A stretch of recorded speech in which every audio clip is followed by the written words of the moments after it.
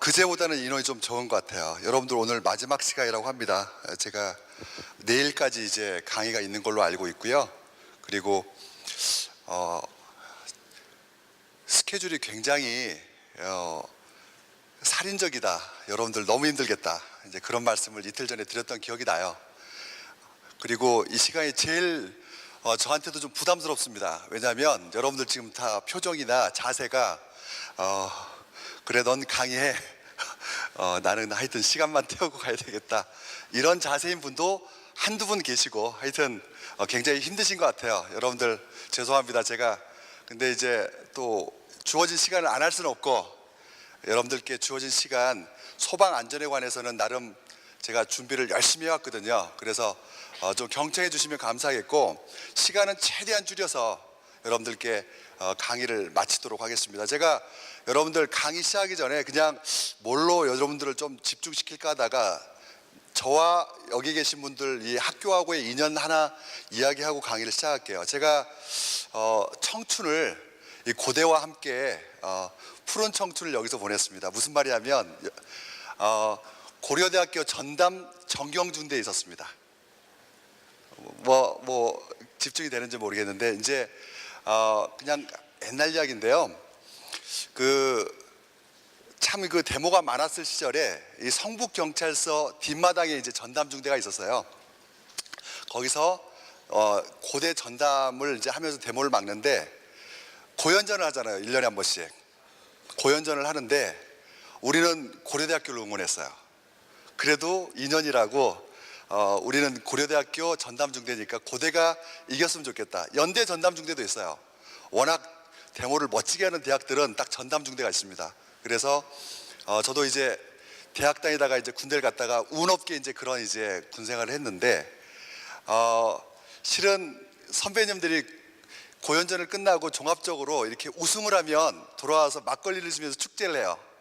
근데 지시면 돌아와 가지고 데모를 하세요. 그래서 제발 우승하고 돌아와서 막걸리 드시고 쉬었으면 좋겠다. 이제 이런 기억이 좀 납니다. 그래서 참 꽤 오래전 이야기인데 그런 대학에서 제가 여러분들께 소방 관련해서 강연을 할 수 있게 된 이 자리가 너무 좀 감사합니다. 그래서 지금 여담으로 좀 집중이 여러분들 역시 이 고수시군요. 전혀 뭐 그렇다고 자세가 바뀐다던가 뭐 어떤 집중 이게 안 보입니다. 하여튼 어두워서 그런가요? 자, 시작하겠습니다. 뭐 이런 내용으로 준비를 했어요. 여러분들 뭐 사례 위주로 좀 말씀을 드려야 좀 빨리 와닿더라고요. 그래서 통상 연구실에서 일어날 수 있는 화재 사례가 뭘까 그걸 좀 이야기를 할 거고요. 두 번째는 여러분들께서 실은 이제 그 소방 점검이라는 걸 전문 업체가 우리 고려대학교를 1년에 2번씩 정말 체계적으로 이 진단을 하죠. 그리고 나면 평소 그 신뢰성이 확보한 그 소방시설을 가지고 비상시 사용할 수 있는 능력은 누가 가지고 있어야 된다? 여러분들이 평소에 익혀둬야 된다.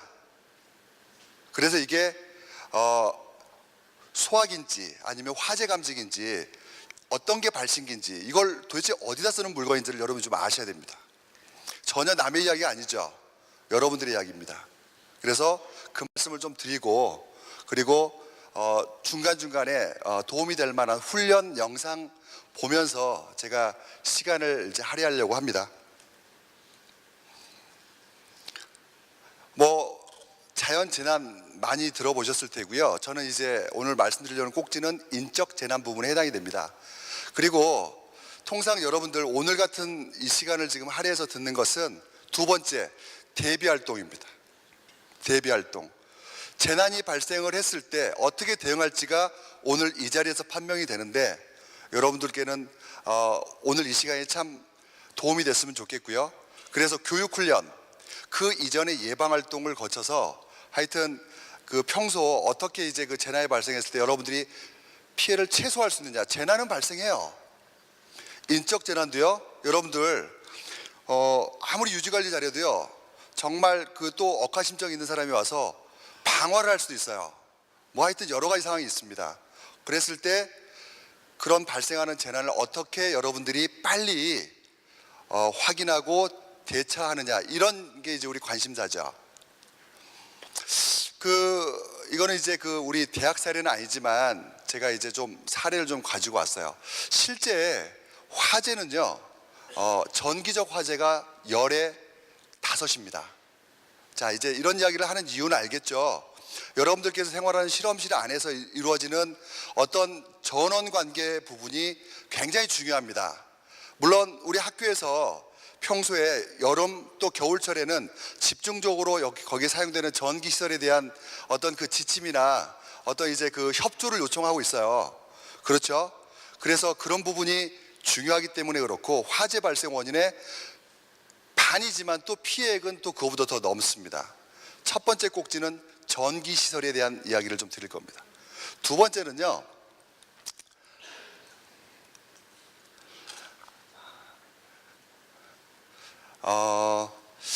여러분들 그냥 막연하게 소방시설에 대해서 아니면 화재나 재난을 대비한다는 건 좀 막연한데요. 통상 여러분들 환경에서 많이 쓰는 화재 발생 원인이 될 만한 그런 것들에 대한 관심을 기울이면 재난은 획기적으로 줄어듭니다. 이제 그런 이야기를 좀 나눠보시게요. 자, 이 그림을 보니까 여기 나와 있는 것처럼 이 학교는요, 전기로 인해서 원인 미상입니다. 이 사례는. 그렇지만 제가 미루어 짐작컨대 이 사례는 아마 급식실, 조리실에서 난 화재인 걸로 보여져서 가연성 가스, 그게 누출이 화재로 옮겨 붙은 게 아닌가라고 추측하면서 말씀을 좀 드립니다. 여기 있는 것처럼 전소가 됐고요. 피해액이 꽤 크죠. 인명피해에 대한 보고는 따로 이 자료에는 없지만 2015년에 발생한 이 화재, 여러분들 혹시 실험실에서 가연성 가스를 취급하시나요? 당연히 쓰시죠. 그 가스를 이용할 때 어떤 누출에 대한 대비, 그 누출을 확인할 수 있는 경보기, 또 그것에 대해서 책임자에 대한 어떤 페이퍼웍을 관리를 어떻게 하고 있는지를 한번 떠올려 보시면서 그냥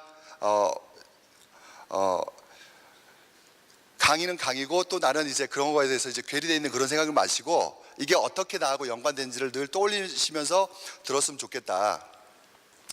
자, 두 번째는요, 그리고 세 번째는 전기 부분입니다. 이 학교에서 난 화재를 보니까 도서관이고요, 여기에 있는 교재가 모두 탄 건 아니지만 도서가 연기로 인해서 내부 실내 인테리어와 더불어서 모두 다 쓸 수 없는, 그래서 꽤 큰 화재로 한 2억 5천 정도 피해가 발생했죠.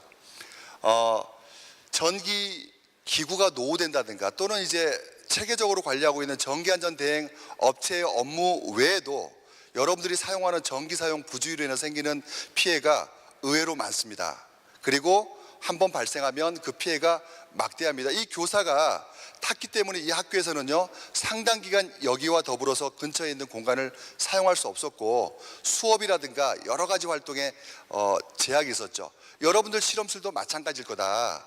예방이 중요하고 발생하면 그로부터 책임 소재부터 복구, 다시 한번 재개할 수 있는 그 시간까지 굉장히 많은 어려움이 있을 거다라는 걸 여러분께 염두해 주면 좋겠다. 자, 전기가 누전된다고 하죠. 우리 통상 쉽게 말하면 플러스 마이너스 전원이, 그러니까 피복이 절연히 파괴되면 이런 일이 벌어지는 겁니다. 자, 그래서 한 3억 정도 피해가 났는데 지금 여기에 있는 그 그림을 보니까 참 참혹하죠. 그래서 교사 4층에 있는 학력관리실에서 발생한 화재가 이제 옆으로 옮겨 붙고요, 그리고 내부가 전소되고 또 그 흐름과 불을 진압할 때 사용하는 소화수로 말미암아 내부 이제 기구는 전혀 쓸 수 없는 이제 그런 상황이 된 거죠. 자, 그것에 대한 참고 이 그림인데요. 제가 방금 말씀하셨던 건 딱 두 가지인 것 같아요. 화재 발생 데이터 중에 가장 많은 게 전기, 두 번째 화재 원인 요소가 뭐가 있을까라고 했을 때 사용하는 가연성 물질에 대한 취급을 여러분들께 말씀을 드렸습니다. 화재는요, 그 안에 있는 내부 공간뿐만 아니라 주요 그 구조부에 대한 내구성을 굉장히 떨어뜨려서요, 붕괴의 위험성까지 있습니다. 그래서 이 교사는 아예 붕괴한 그런 모습을 보이고 있죠. 여러분들께 좀 협조를 요청드리고 싶은 건 뭐냐면, 이 그림을 좀 보시는 것처럼 연구 활동을 24시간 하시지는 않을 거예요. 퇴근도 하실 거고요. 주말에는 또 아마 집으로 돌아가셔서 쉬실 텐데, 그러기 이전에 늘 체크해야 될 게 첫째가 차단기를 내리고 퇴근했는지를 좀 확인해 주셔야 됩니다. 그러지 않은 상황이면 어쩔 수 없지만, 연구 시설이 계속 어떤 이제 기구가 돌아가야 된다 그러면 또 그 외에 다른 대처를 하시면 되겠지만, 그렇지 않다 그러면 여기 있는 콘센트 사용을 이렇게 하고 있는 것은 첫째 금해야 되고요. 두 번째 사용하고 있는 전원은 거기에서 입실을 했다가 나가실 때는 모두 다 끄고 그 다음에 뽑고 나가셔야 된다. 전기 배선은요, 도로와 같아요. 다시 말하면 갈 수 있는 양이 정해져 있어요. 이걸 더 과하게 쓰고자 욕심을 부리면요, 열이 먼저 납니다. 그리고 그게 그 이후로는 이제 화재로 확산되는 모습을 보이죠. 실험실에도 아마 가스를 사용한다고 하면 가스 누설 차단 경보기가 있을 겁니다. 혹시 보신 분 있으세요?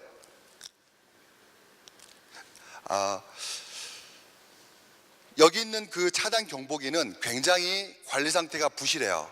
이런 경보기는 아마 없을 걸로 사료가 됩니다. 그렇지만 이런 경우는 있을 수 있어요. 그 해당 실험실을 위치한 건물에 분전반이 있고요. 해당 전원을 쓰는 분전반들이 여러 개로 분류되어 있는데, 여기 있는 것처럼 어떤 경보기를 할당하고 있는 분전반이 어떤 이유에서든 간에 같은 회로가 같이 이렇게 차단되는 경우가 있을 수 있어요. 그러면 이게 이거하고 똑같은 효과죠. 전혀 가스 누출 경보를 확인을 못합니다. 다시 말하면 여러분들께 또 한 가지 부탁을 드리고 싶은 게, 실험실에서 가스를 사용하기 이전에 가장 먼저 확인하실 것은 가스 누출 경보기의 전원이 정상으로 들어와 있는지, 그리고 거기에 정상이라고 램프가 불이 확인되는지를 좀 봐주시는 게 중요합니다. 그렇지 않은 경우는요, 시설팀에 빨리 알려드리거나 아니면 환기를 시키고 그리고 나서 대체하시면 폭발의 우려성은 전혀 없죠.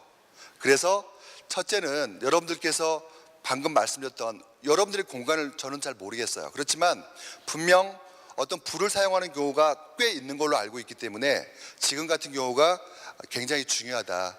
그리고 약속을 하세요. 그 안에 있는 실험실 우리 직원들끼리 함께 가연성 가스를 사용하기 전에 거기에 어떤 조치를 우선해야 되는지를 한번 리스트를 그 옆에 두시고요, 한번 체크를 한번 하신 다음에 시작했으면 좋겠다. 그게 매뉴얼이고 시스템입니다. 자, 여러분들이 이제 소방시설에 대해서 사용 요령을 다시 한번 설명을 드리는데, 여러분들께서 기회를 좀 가졌으면 좋겠어요. 훈련을 직접 소해가지고 해보셨으면 좋겠고, 요즘에는 이제 약재가 분출되지 않더라도 실험할 수 있는 그런 기구가 많이 있거든요. 여기 있는 것처럼 그 소화기는요, 먼저 화재가 발생한 쪽으로 가기 전에 호스를 이렇게 고정되어 있는 곳에서 뽑고, 그리고 핀을 뽑고요, 근처로 접근한 다음에 손잡이를 그리고 움켜쥐게 되면 이제 나가는 거죠. 여러분들 한 가지만 좀 떠올려줬으면 좋겠어요. 여러분들 실험실의 소화기 위치가 어디 있나요? 혹시 있는 곳을 눈여겨보신 적 있나요? 그 소화기 위치가 돌아가셔서 한번 어디 있는지를 봐주시길 바랍니다. 그 소화기 위치는요, 여러분들이 사용하는 그 실험실 구석에 있으면 안 되고, 화재가 발생했다고 예상되는 그 실에 접근하는 사람들 또는 도와주는 사람들이 입구에서 아니면 들어오자마자 입구 안쪽에 있어서 쉽게 발견하고 사용하기 좋은 장소에 있어야 된다. 이게 중요합니다. 그리고 그 소화기가 여러분들께서 늘 의식적으로 긴급시 사용할 수 있는 그 위치가 어딘지를 머릿속에 떠올릴 수 있어야 돼요. 한번 돌아가셔서 꼭 확인하셔야 됩니다. 자, 두 번째, 여러분들 옥내 소화전 아세요? 예, 고개를 끄덕끄덕 하시는데 맞습니다. 여러분들 다 보셨을 거예요. 보통 적색으로 표시되어 있고요, 아니면 은색으로 소화전 이렇게 되어 있죠. 이 옥내 소화전은요 굉장히 소화력이 우수합니다. 그래서 정말 평소에 훈련만 잘 돼 있으면 여러분들 이 소화기를 가지고 어지간한 화재는 초기에 대처가 가능하다. 간단하게 여러분들께 머릿속에 딱 이렇게 중요한 팁만 말씀을 드리는데요, 돌아가셔서 소화기의 위치를, 소화전의 위치를 꼭 확인해 주시고 두 번째 가서 문을 한번 열어보세요. 열어보시는데 이렇게 돼 있어야 정상이에요. 지금 여기는 호스를 거는 걸쇠가 있는 소화전이에요. 새로 지은 건물들, 요 근래에 지어진 건물은 이렇게 돼 있을 겁니다. 그렇지 않으면 분명 빨간 밸브 있는 곳에서 연결되어 있고요, 지그재그로 밑에서부터 차곡차곡 예쁘게 호스가 쌓여 있을 거고 제일 위에 사뿐히 노즐이 있을 겁니다. 그렇게 되어 있는지를 꼭 확인해 주는 게 두 번째입니다. 어디에 소화전이 있느냐, 두 번째 어떤 상태로 되어 있느냐. 조금 더 관심이 있으신 분들은요, 아니면 훈련이 있을 때 2분 이상이 꼭 가지고 한번 훈련을 해보세요. 여러분들 실험실에서 화재가 났을 때 이걸 가지고 불을 끄고도 남을 수 있다니까요. 고참이 선배가 앞에 있는 노즐을 들고 화재가 난 곳으로 뛰어가는 게 첫 번째입니다. 두 번째는요, 보조, 후배, 부하 직원이 옆에서 서 있는 겁니다. 소환 옆에. 그러면서 호스를 이렇게 펼치는 걸 도와주는 거죠. 이게 기본적인 그런 모습이고요. 앞에 있는 사람이 노즐을 잘 잡고 불을 끌 준비가 돼 있으면 큰 소리로 밸브 여세요 이렇게 하시면 됩니다. 불났는데 그렇게 존칭 쓰기 그렇죠. 밸브 열어 이렇게 하시면 됩니다. 그러면 뒤에 있는 분이 그때서 밸브를 열어주시면 물이 이제 관을 타고 쭉 이렇게 가죠. 그리고 나서 불을 앞에 있는 분이 끌 수 있게 이렇게 되는 거죠. 제가 영상을 준비했는데요, 한번 보겠습니다.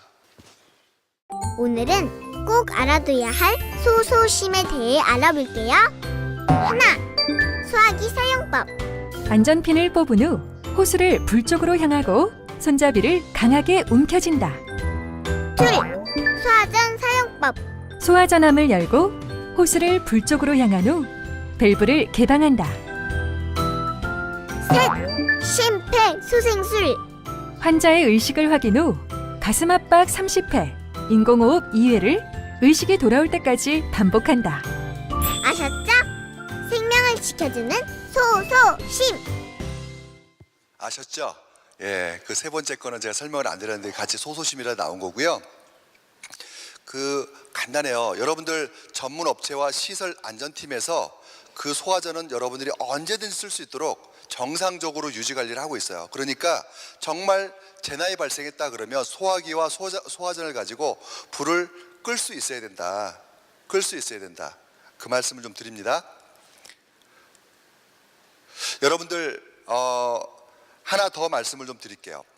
1년에 이 그림을 보고 제가 이제 드릴 수 있는 말씀은 이제 이런 거죠. 하단에 보니까요, 작동기능 점검, 종합정비율 점검 이렇게 돼 있어요. 우리 공공기관이라고 이제 학교는 분리가 됩니다. 고려대학교에서는요, 1년에 2번의 아주 법적 점검, 그리고 굉장히 자세한 부분까지, 예를 들면 감지기 하나하나의 모든 기능이 되는지 안 되는지를 점검을 하고 있어요. 실제 여러분들께 생활하는 공간에 있는 화재 감지기, 그런 것들이 화재 시 동작하는지를 6개월에 한 번씩 신뢰도를 확인하고 있습니다. 그리고 불량이 있는 건 즉각 교체하고 있죠.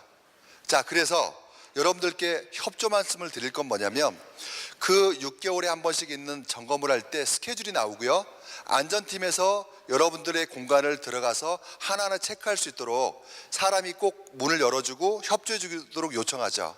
여러분들께서 그런 스케줄이 나오면 워낙 캠퍼스가 넓기 때문에 어떤 관이 언제쯤인지 스케줄이 이제 나오는 거에 맞춰서 여러분들께서 그런 문을 열어주고 우리 감지기도 한번 테스트해 주세요라고 꼭 하셔야 됩니다. 감지기가요, 8년이 지나면 기능이 급격히 떨어진대요. 그래서 권장 내구 연한이라고 그래서 8년 넘은 감지기는 교체했으면 좋겠다라고 하는데 말 그대로 권장이 붙어 있죠. 법적인 게 아니라서 될 때까지 씁니다, 우리나라는. 그래서 정말 그런 될 때까지 쓰는 건 어쩔 수 없지만 기능이 되는지 안 되는지를 확인을 못한다 그러면 그건 굉장히 불안한 거거든요. 그래서 여러분들께서 점검이 있다. 6개월에 한 번씩 분명히 점검이 있을 테니까 그때는 분명히 여러분들 실 안에 있는 감지기, 소방기구를 점검을 꼭 받으셔야 된다라는 말씀을 좀 드립니다. 그래서 작동기능 점검과 종합정밀 점검 말씀을 드렸고요. 그리고 월간 외관 점검이라는 그런 이제 그 점검이 있어요. 이거는 뭐냐면 우리 고려대학교 안에는 전체 캠퍼스의 화재와 소방, 훈련, 그리고 이 여기 있는 어떤 그 화기 단속을 관리하는 소방안전관리자가 있어요. 그분이 1개월에 한 번씩은 또 시설이 정상적으로 놓여 있는지, 또 기능은 되는지, 또 파손된 게 없는지를 검사하고 있죠. 자, 그래서 여러분들 여기 있는 것들은 여러분이 아닌 전문가와 시설팀이 하는 거예요. 다시 말하면 1년에 2달은 점검이 있을 거고요. 매월 30일 중에 하루는 또 팀이 와서 확인을 합니다. 그러고 나면 여러분들 10달과 한 달로 기준 29일은 누가 책임져야 되느냐? 여러분들의 그 실을 문제가 발생했을 때 전파한다든가 아니면 화재나 아니면 어떤 걸 진압할 줄 안다든가 긴급하게 대처할 수 있는 행동 요령을 알아둬야 돼요. 여러분들 관심 있으세요? 그런 것에? 아니면 어떻게 될지 혹시 생각해 보신 적 있나요? 저는 오늘 화두만 던지고 갑니다. 여러분들께서 주인이시고 여러분들이 하셔야 된다는 거. 자, 무각본 소방훈련이라는 동영상을 하나 또 보고 말씀을 드리겠습니다.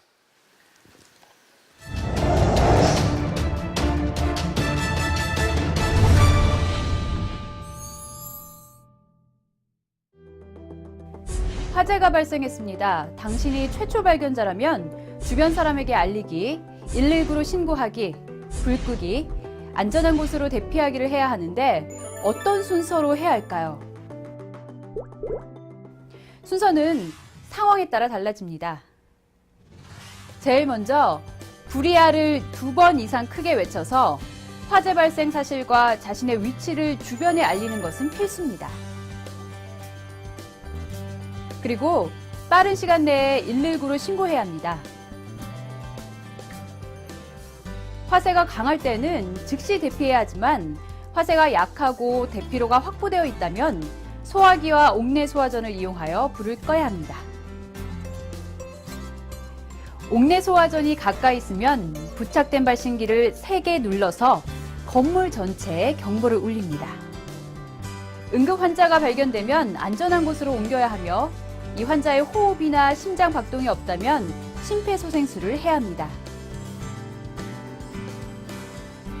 소방관이 도착하면 화재가 발생한 위치와 대피하지 못한 사람이 있는지 여부를 소방관에게 알리고 진입할 수 있는 통로를 안내해야 합니다.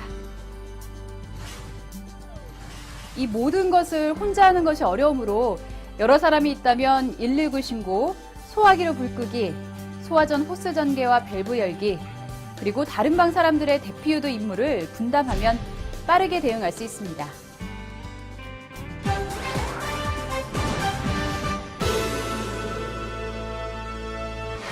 가장 먼저 불이야를 2번 이상 크게 외쳐서 화재 발생과 자기의 위치를 주변에 알립니다. 대피할 때는 가능한 빠른 속도로 이동하고 엘리베이터를 타지 말아야 합니다. 또 문을 통과한 후 닫고 나와야 합니다.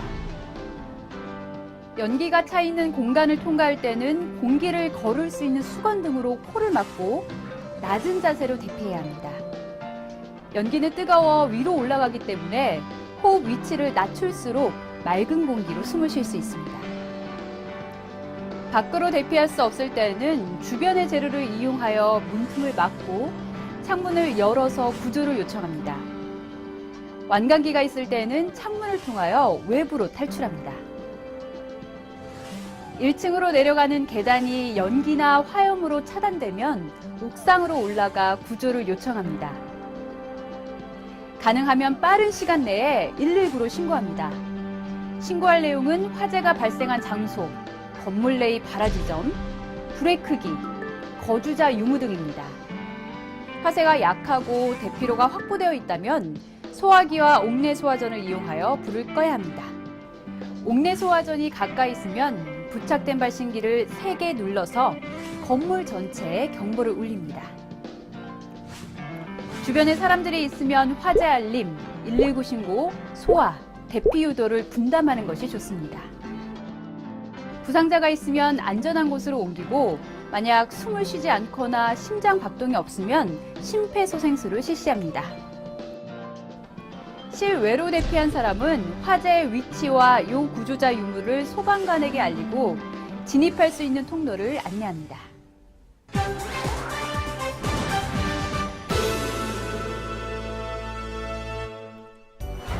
무각본 소방훈련은 발화 시각과 장소를 사전에 알려드리지 않고 훈련 당일 불시에 실시하는 훈련입니다. 건물 내 적당한 장소에 화점을 설치합니다. 인체에 해가 없는 연기를 뿜어낼 연무기를 갖다 놓습니다. 부상자를 화점 근처에 배치합니다. 주요 장소에는 캠코더를 설치합니다.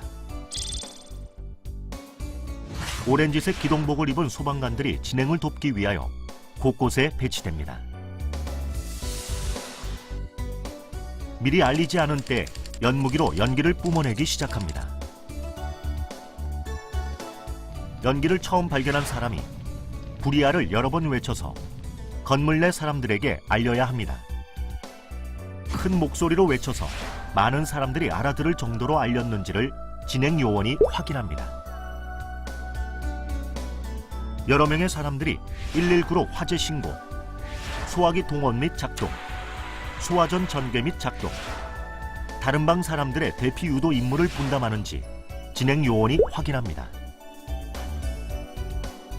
옥내 소화전에 부착된 발신기를 강하게 눌러 건물 전체에 경보를 울리는지 진행 요원이 확인합니다. 119 신고는 실제로 119로 전화를 걸어서 신고합니다. 119 상황실에 녹취된 음원을 청취하여 적절하게 신고가 되었는지 확인합니다. 동원할 수 있는 거리에 비치된 소화기를 얼마나 가져오는지 진행 요원이 확인합니다. 소화기를 든 직원이 화점으로 오면 진행 요원이 훈련용 소화기로 바꿔줍니다. 안전핀을 뽑고 노즐을 화점으로 향하게 한 후 손잡이를 움켜쥐는 방법으로 소화하는지 진행 요원이 확인합니다. 옥내 소화전은 2인 이상이 작동하여야 합니다. 소화전 함에 있는 호스를 화점 근처까지 펼친 후 동료에게 밸브 여세요라고 외쳐야 하고 동료가 밸브를 열기 위해 밸브에 손을 대면 진행 요원이 밸브 개방을 제지합니다. 이 과정이 바르게 이루어지는지 진행 요원이 확인합니다. 대피할 때 연기가 없거나 적으면 빠르게 이동해야 합니다. 연기가 많은 곳에서는 최대한 낮은 자세로 대피해야 합니다. 대피하는 자세가 적당한지, 혹시 엘리베이터를 이용하는 사람이 있는지, 가장 빠르고 안전하게 실외로 대피하는 경로를 선택했는지 등을 진행 요원이 확인합니다. 계단을 통하여 1층으로 내려갈 수 없으면 옥상으로 올라가서 5가지 등을 흔들어서 구조를 요청해야 하며 진행 요원은 이를 확인합니다. 복도로 나갈 수 없는 구역이 발생하면 창문에 설치된 완강기를 이용하여 외부로 탈출해야 합니다. 완강기를 바르게 사용하는지 진행 요원이 확인합니다. 부상자를 발견하면 부상자를 안전한 곳으로 옮겨야 합니다. 진행 요원이 부상자가 숨을 쉬지 않으니 심폐소생술을 시작하세요라고 하면서 부상자를 평가용 마네킹으로 바꾸어주면 심폐소생술을 시작해야 합니다. 심폐소생술이 정확한지는 자동으로 측정됩니다. 119 신고를 받으면 가장 가까운 119 안전센터의 소방차가 제일 먼저 현장에 도착합니다. 사람들은 실제로 소방차가 오기까지 얼마나 걸리는지, 그 시간이 현장에서 어떻게 느껴지는지를 경험하게 됩니다. 소방차가 보이면 진입이 쉬운 위치로 소방차의 정차를 안내합니다. 소방관이 차량에서 내리면 정확한 화재의 위치와 대피 상황을 소방관에게 알려줍니다. 이 과정을 진행 요원이 확인하고 무각본 소방훈련은 모두 종료됩니다.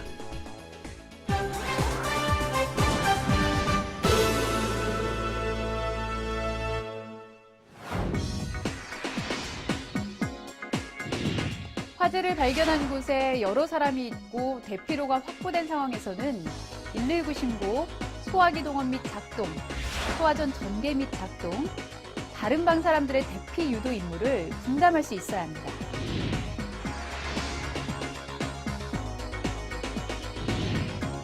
큰 소리로 불이야를 외쳐서 다른 사람들에게 알리고 화재 경보기를 강하게 눌러서 작동시킬 수 있어야 합니다.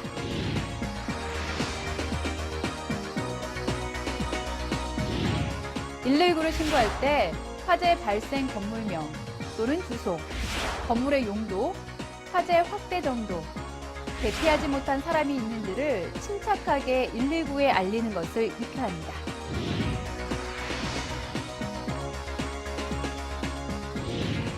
근무지 부근에 소화기가 비치된 장소를 알고 있어야 하며 안전핀을 꽂고 손잡이를 움켜쥐고 화염의 가장자리부터 비로 쓸듯이 약재를 분사하는 방법을 익혀야 합니다.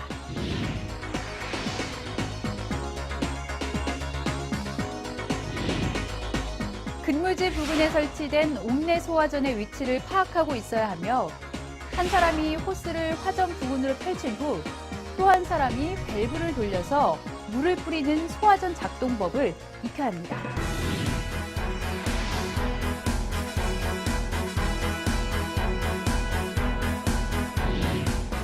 엘리베이터를 타지 말아야 하고 연기가 많을 때에는 물에 적신 수건 등으로 입과 코를 막고 낮은 자세로 대피해야 하며 문은 닫고 나오는 등의 대피 요령을 익혀야 합니다.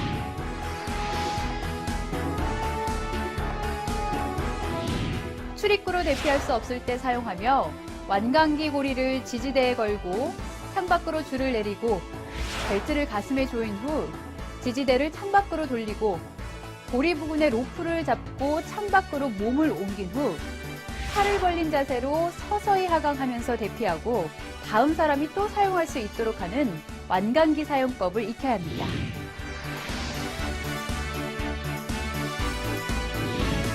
환자를 편안하게 눕히고 가슴 중앙을 30회 강하게 5에서 6cm 깊이로 압박한 후 머리를 젖히고 턱을 들고 코를 막은 후 입으로 숨을 2회 불어넣고 다시 가슴 압박과 숨 불어넣기를 반복하는 심폐소생술을 익혀야 합니다.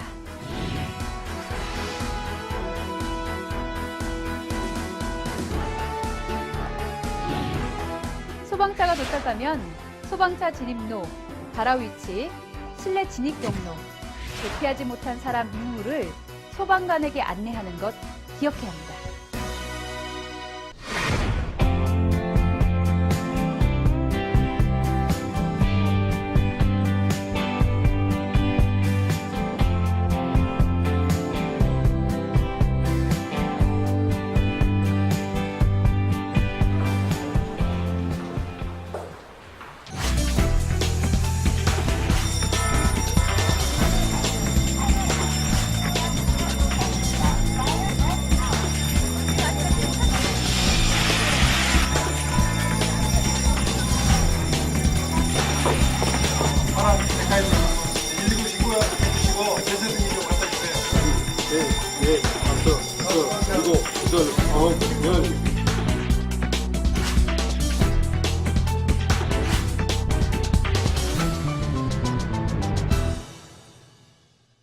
통상 소방훈련 하게 되면 미리 각본 짜서 시간 알려주고 행동 요령 다 알려주고 하는 건데 오늘은 그렇게 하지 않고 했는데 다행히 각본 짜서 하는 것보다도 훨씬 더 자연스럽게 잘 된 것 같아요.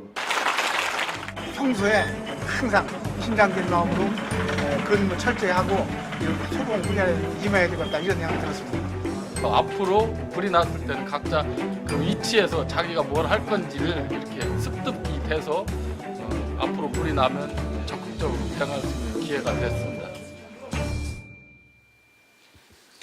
여러분들 이제 내일 이제 다시 실험실로 돌아가시고 하면 제가 몇 가지만 다시 한번 이 훈련 영상 관련해서 한번 정리해서 말씀드릴게요.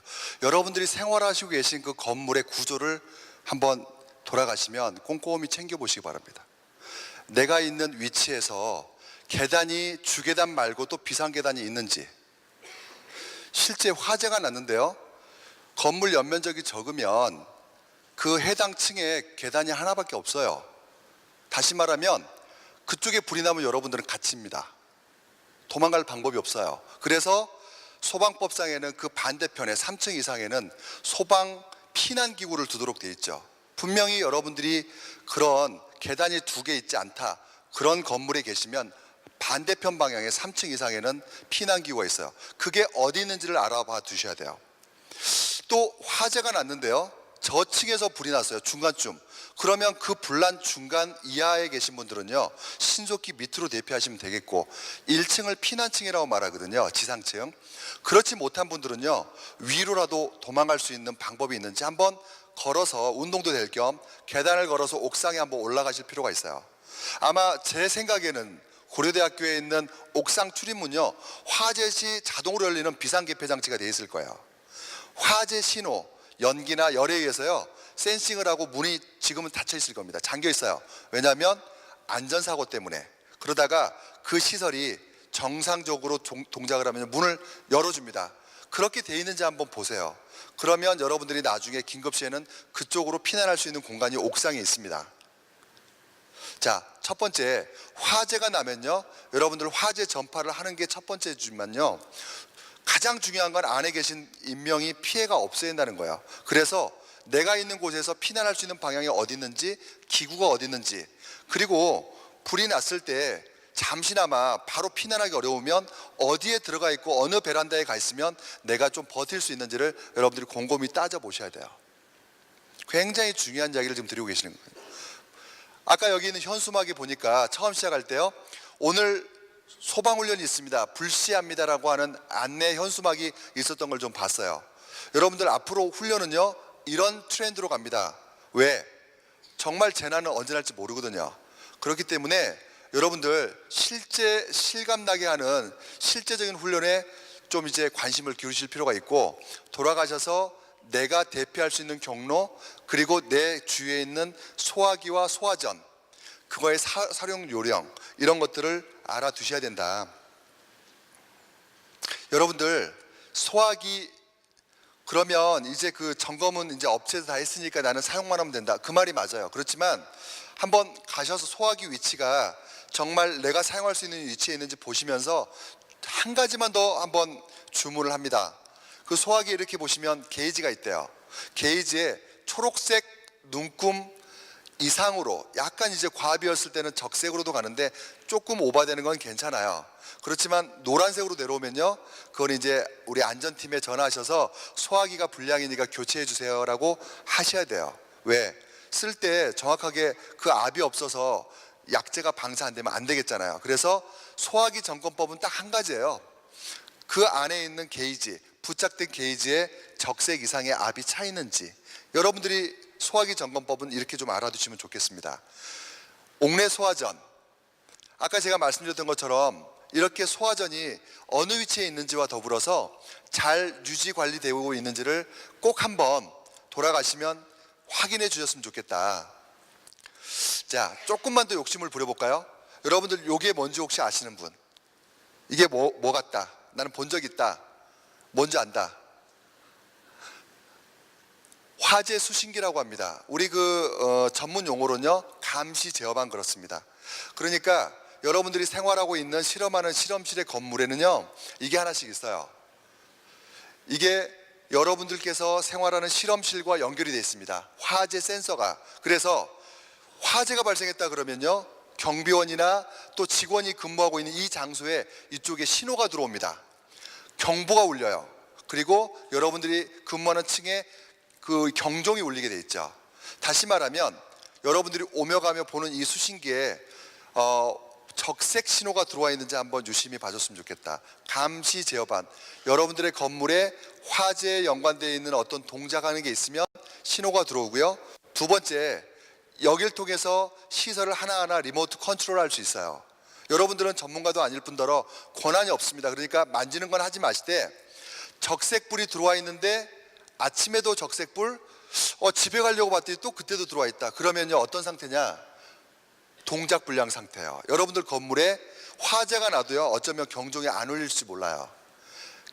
우리 안전팀에 전화하셔서 빨간불이 계속 들어와 있어요 라고 하고 조금 더 여러분들이 자세히 말씀을 해주시려고 그러면 여기에 써 있는 것처럼 3층이라고 되어 있는데 불이 들어와 있어요. 아니면